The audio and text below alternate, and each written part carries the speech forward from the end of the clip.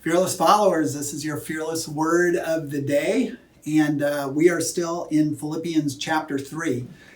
And I was just reflecting, I'll read this for you in a second, but I'm in a life group with some men, and we meet Thursday mornings.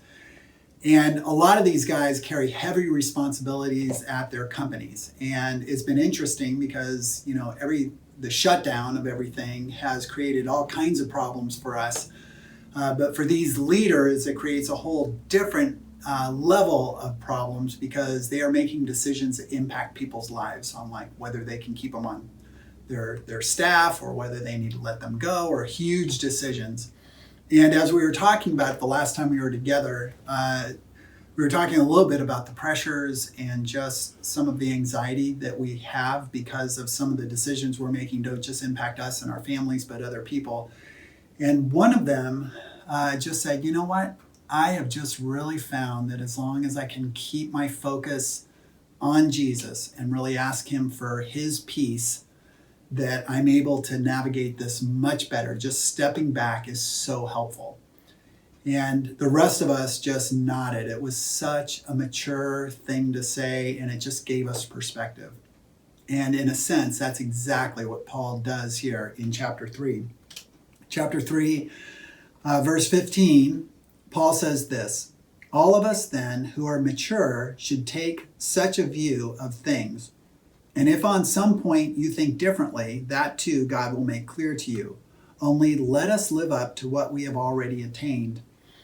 And what Paul's referring there to, if you were in our churches this last weekend, all three of our teachers, whether you were at Third Coast, Cultivate, or Ridge, talked about just the main thing. The main thing is not us earning our salvation. It's not us having this prestigious resume that we present to God.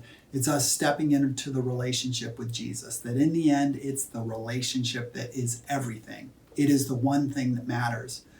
And basically what Paul is saying is people who are mature will remember the main thing. They will stay focused on the main thing.